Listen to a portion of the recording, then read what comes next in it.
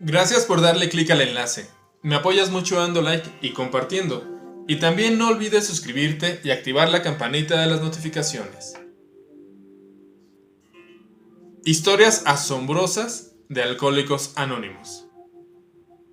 Comenzando con el Dr. Bob, cofundador de AA. Aquí se presentan 3 grupos de historias personales.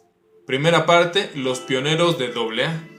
Este grupo de 13 relatos muestra que la sobriedad en AA puede durar todo el tiempo necesario. Primera parte, pioneros de Alcohólicos Anónimos. El Dr. Bob y los 12 hombres y mujeres que a continuación cuentan sus historias figuraban entre los primeros miembros de los grupos pioneros. Hoy día hay otros centenares de miembros de AA que llevan sobrios 50 años o más sin recaer. Todos estos de entonces son los pioneros de AA, sirven como una prueba patente de que es posible liberarse del alcoholismo permanentemente. La pesadilla del Dr. Bob.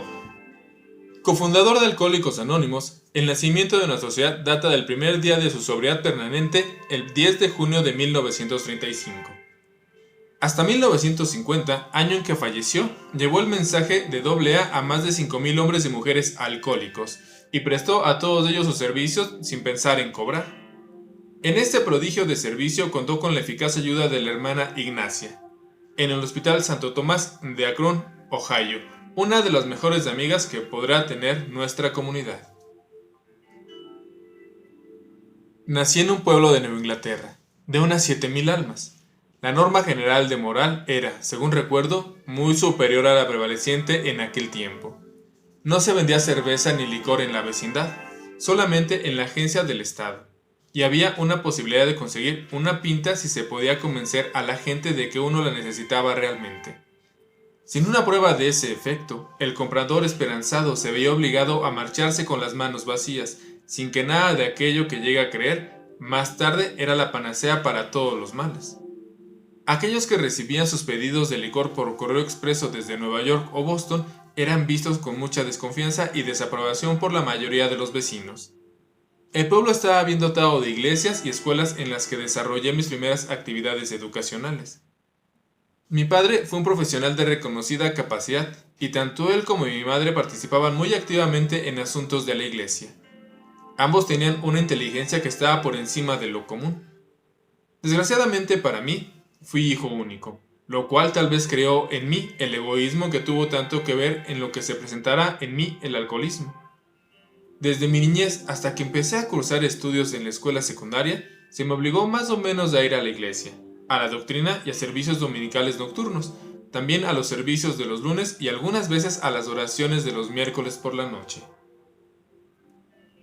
Por eso, decidí que, cuando estuviera libre del dominio de mis padres, nunca volvería a pisar la puerta de una iglesia.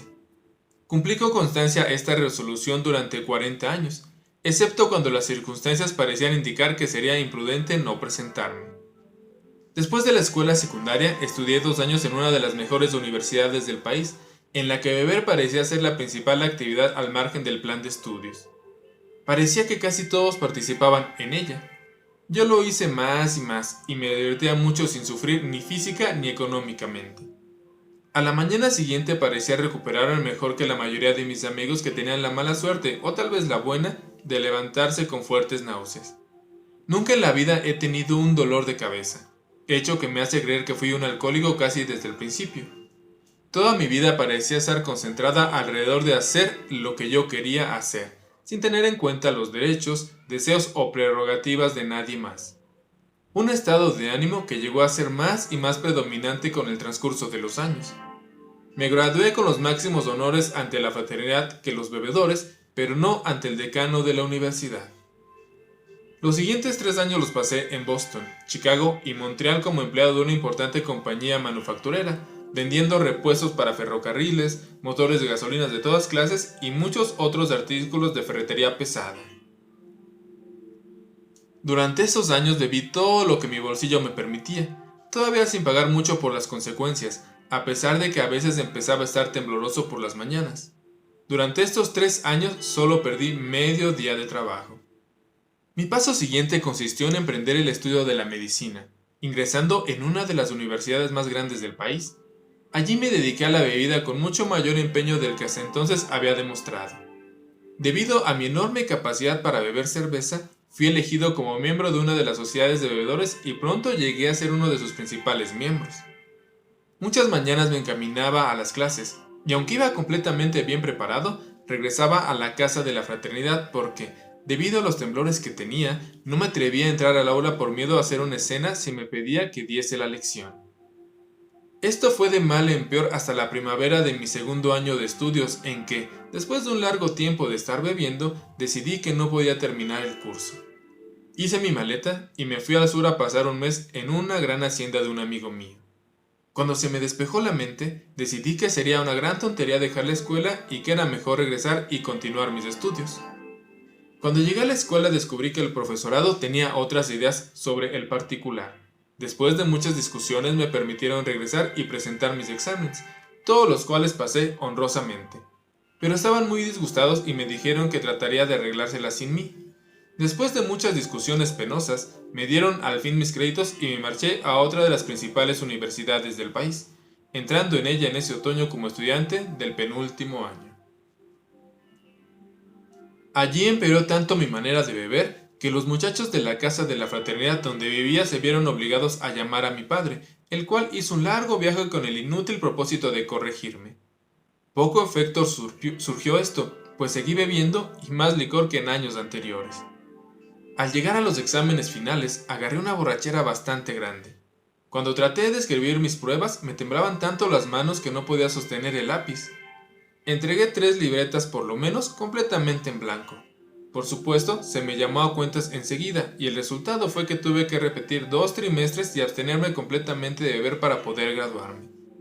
Lo hice y tuve la aprobación del profesorado, tanto en conducta como en estudios. Me porté tan honorablemente que pude conseguir un codiciado internado en una ciudad del oeste, en la que estuve 2 años. Durante esos 2 años me tuvieron tan ocupado que casi no salía del hospital para nada, por lo tanto no podía meterme en dificultades. Al cabo de esos 2 años puse un consultorio en el centro de la ciudad. Tenía algún dinero, disponía de mucho tiempo y padecía bastante del estómago. Pronto descubrí que un par de copas me aliviaban mis dolores gástricos por lo menos unas horas y por lo tanto me fue difícil volver a mis antiguos excesos.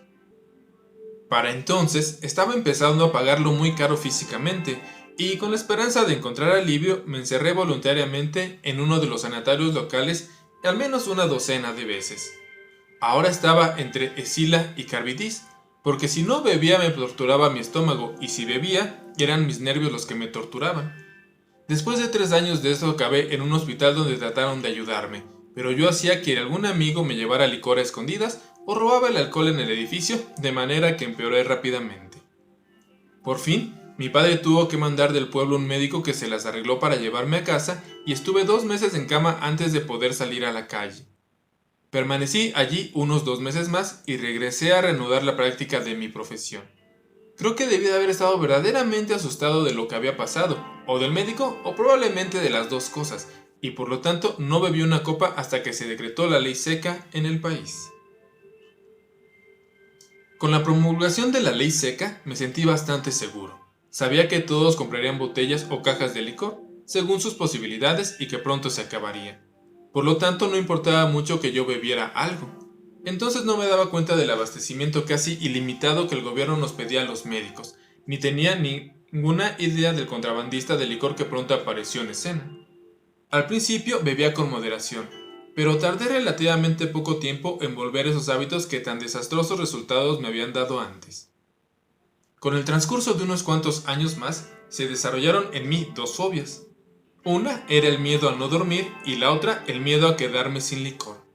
Al no ser un hombre rico, sabía que si no estaba lo suficientemente sobrio para ganar dinero, se me acabaría el licor.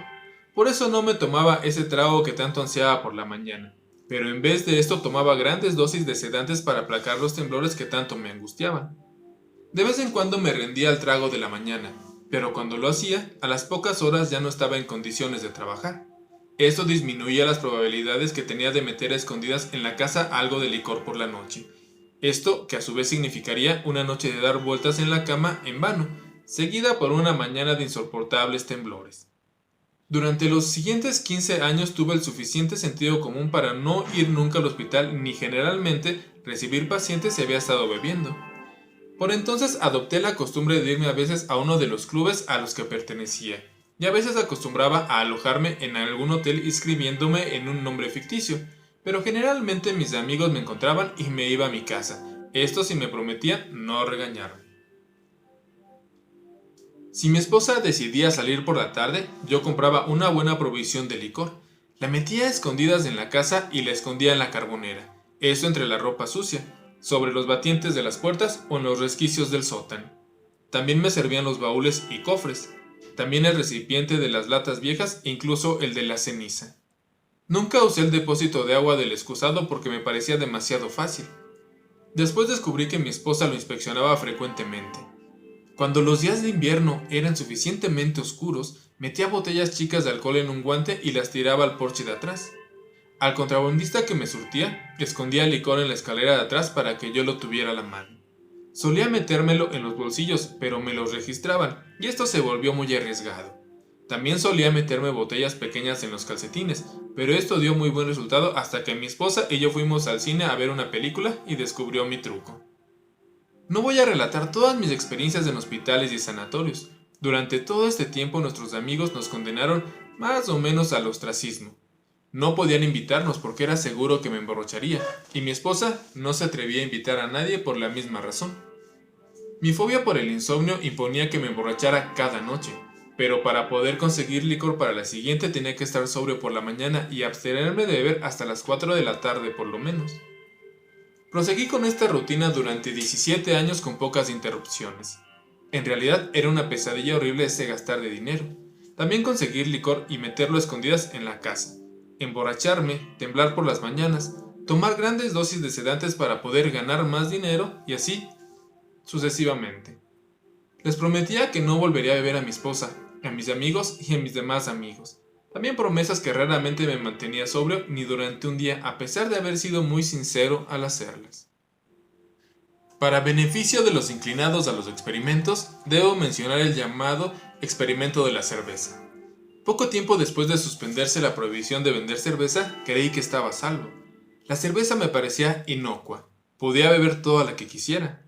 Nadie se emborrachaba con cerveza. Con el consentimiento de mi buena esposa llené de cerveza el sótano hasta los topes.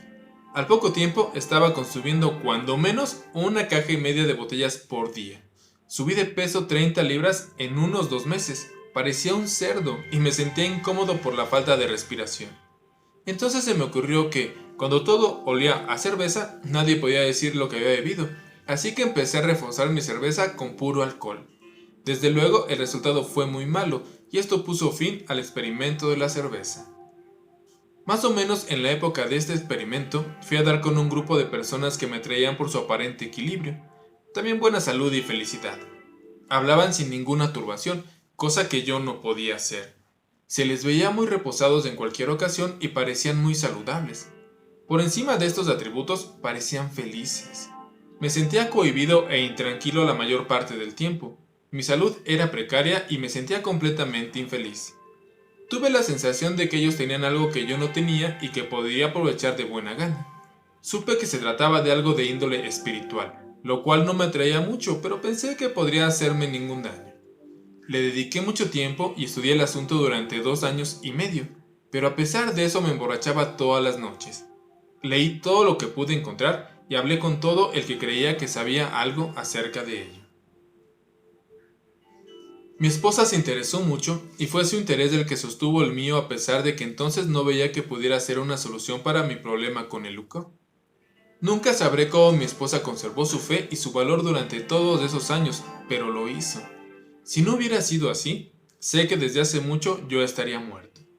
¿Quién sabe por qué nosotros los alcohólicos parece que tenemos el don de escoger a las mujeres mejores del mundo?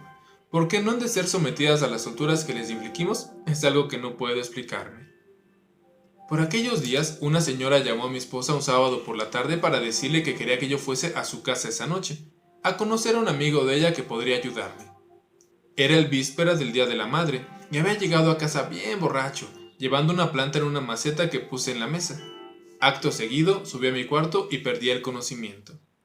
Al día siguiente volvió a llamar a aquella señora.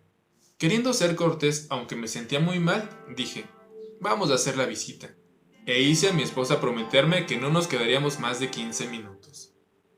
Llegamos a su casa a las 5 y eran las 11:15 cuando salimos. Tuve posteriormente 2 conversaciones más breves con ese hombre y dejé de beber repentinamente. Este periodo seco duró como 3 semanas. Entonces fui a Atlantic City para asistir a una reunión de una sociedad nacional de la que era miembro y que duró algunos días. Me bebí todo el whisky que llevaba en el tren y compré varias botellas de camino al hotel. Esto sucedió un domingo. Me emborraché esa noche. Estuve sin beber el lunes hasta después de la comida y procedí a embriagarme otra vez. Bebí todo lo que me atreví a beber en el bar y me fui a mi cuarto a terminar la borrachera. El martes empecé por la mañana y por la tarde ya estaba bien arreglado. No quise quedar mal y por eso pagué mi cuenta y me fui del hotel. En el camino a la estación del ferrocarril compré licor. Tuve que esperar algún tiempo la salida del tren. A partir de entonces no recuerdo nada sino hasta que desperté en la casa de un amigo que vivía en un pueblo cercano. Esas buenas personas avisaron a mi esposa y ella mandó a mi nuevo amigo para que me llevara a mi casa. Llegó, me llevó, me acostó, me dio unas copas esa noche y una botella de cerveza el día siguiente. Eso fue el 10 de junio de 1935 y fue mi última copa. Al escribir esto, han pasado casi 4 años. La pregunta que podría venirte a la mente sería, ¿qué fue lo que le dijo o hizo ese hombre que fue tan diferente a lo que los otros habían dicho o hecho? Debe recordarse que yo había leído mucho y hablado con todo aquel que sabía o creía que sabía algo acerca del alcoholismo. Pero este era un hombre que había pasado por años de beber espantosamente, que había tenido la mayoría de las experiencias de borracho conocidas por el hombre, pero que se había recuperado por los mismos medios que había yo estado tratando de emplear, o sea, el enfoque espiritual. Me dio información sobre el tema del alcoholismo que indudablemente fue de su gran ayuda. Mucho más importante fue el hecho de que él era el primer ser humano con quien yo hablaba que sabía por experiencia personal de lo que estaba hablando cuando se refería al alcoholismo. En otras palabras, hablaba mi propio idioma. Sabía todas las respuestas y ciertamente no porque las hubiese sacado de sus lecturas. Es una maravillosa bendición estar liberado de la terrible maldición que pesaba sobre mí. Mi salud es buena y he recobrado el respeto de mí mismo y el de mis colegas. Mi vida hogareña es ideal. Y mis negocios, todo lo bueno que pueda esperarse en estos tiempos inseguros. Dedico mucho tiempo a pesar de que aprendí a otras personas que lo que quieren y necesitaban mucho. Los motivos que tengo para hacerlo son: número 1. Sentido del deber. Número 2. Es un placer. Número 3. Porque al hacerlo estoy pagando mi deuda al hombre que se tomó el tiempo para pasármela a mí. Y número 4. Porque cada vez que lo hago me aseguro un poco más contra una posible recaída. A diferencia de la mayoría de nosotros, no me sobrepuse totalmente al ansia del licor durante los primeros 2 años y medio. Casi siempre la sentía, pero nunca estuve ni siquiera próximo a ceder a ella. Me inquietaba terriblemente ver a mis amigos beber, sabiendo que yo no podía, pero me discipliné a creer que, aunque una vez había tenido ese mismo privilegio, había abusado de él tan espantosamente que me había sido retirado. Así que no me corresponde protestar, porque, después de todo, nadie tuvo nunca que tirarme al suelo para echarme el licor por el gaznate. Si crees que eres un ateo, un agnóstico, un escéptico, o tienes cualquier otra forma de orgullo intelectual que te impida aceptar lo que hay en este libro, lo siento por ti. Si crees que todavía tienes fuerzas suficientes para ganar solo la partida, es cuestión tuya.